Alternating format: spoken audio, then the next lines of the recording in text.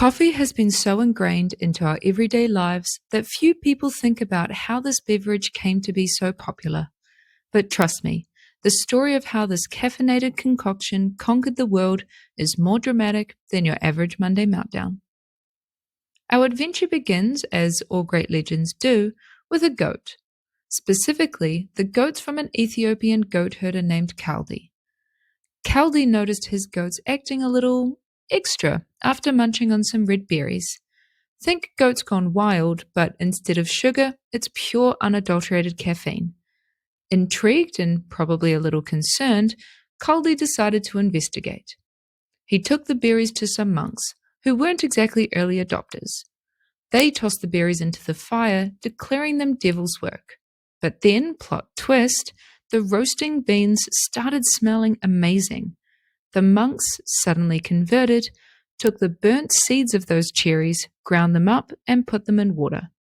Lo and behold, the world's first coffee break was born. Now, whether this goat-fueled origin story is 100% true is debatable, but Ethiopia was one of the first places coffee was cultivated. From there, it hopped across the Red Sea to Yemen, where we have the first actual evidence of coffee being roasted and brewed. Fun fact, the ancient Yemeni port city, aptly named Mocha, was the coffee trading hub, which of course is where the term mocha latte comes from. So next time you order one, remember you're basically drinking a historical artifact. By the 16th century, after spreading like wildfire throughout the rest of the Islamic world, coffee had reached Istanbul. This is where the first coffee houses popped up. These were the social media of their time. People gathered to gossip, debate, play games, listen to poetry, all fueled by caffeine. But not everyone was thrilled. Some religious leaders worried coffee would replace mosques as social hubs. One sultan even threatened coffee drinkers with death. Talk about a serious case of death before decaf. Meanwhile, coffee was making its way to Europe. The Catholic Church initially labeled it a Muslim drink and worried it would compete with wine during communion. But then, Pope Clement VIII stepped in. He tasted it and apparently declared it too delicious to let the infidels have exclusive use of it. It's also said he liked it so much he wanted to baptize coffee. And although this didn't end up happening, word of his approval got round, helping cement its place amongst Europeans. Not content to simply enjoy coffee, Europe decided they needed more of it. A lot more. They established vast plantations in Indonesia, the Caribbean, and South America. Unfortunately, often involving exploitative practices, a dark chapter we shouldn't forget and will be spoken about in another video. Coffee wasn't just fueling European empires, it was also fueling revolutions. The Boston Tea Party, where those rebellious Americans dumped a whole lot of tea into the harbor, led to a tea boycott, making coffee the patriotic drink of choice.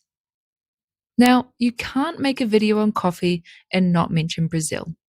It's said that coffee coming to Brazil was actually the result of bioespionage. In 1727, Brazil was looking for a way into the coffee market, but was being refused the beans to do so by the governor of the French Guiana. So they sent a man by the name of Francisco on a diplomatic mission. Francisco, probably with that rebellious coffee brain everyone was so worried about, seduced the governor's wife, who in turn gave him a bouquet as a goodbye gesture filled with smuggled coffee beans.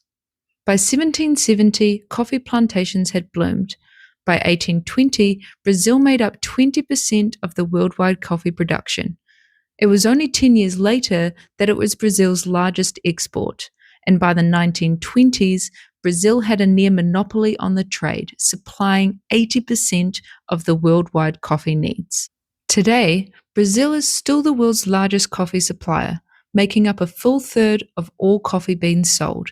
Imagine all of this starting from a broken heart and a few smuggled seeds. By the late 1800s, coffee was everywhere. Coffee even fueled the Industrial Revolution, keeping the workers going. Eventually, coffee made its way into our homes, thanks in part to World War I and World War II. Instant coffee kept the troops going in the trenches. The American GIs loved their brew so much they even gave it a nickname, a cup of joe. Fast forward to the 20th century, and even the vast emptiness of space couldn't stop humanity's craving for a good cup of joe. In 1969, it reached the ultimate frontier. The Apollo 11 astronauts, before taking one giant leap for mankind, fueled up on coffee. So next time you're enjoying a cup, remember you're in good company. From Gothards to astronauts, we're all united by our love of coffee. Today, coffee is a global industry, a cultural phenomenon, and a daily ritual. And while its history does have its dark side with exploitation and environmental concerns, there's a growing movement towards ethical and sustainable coffee production. So let's raise our mugs to a brighter future for coffee, one that's fair and delicious.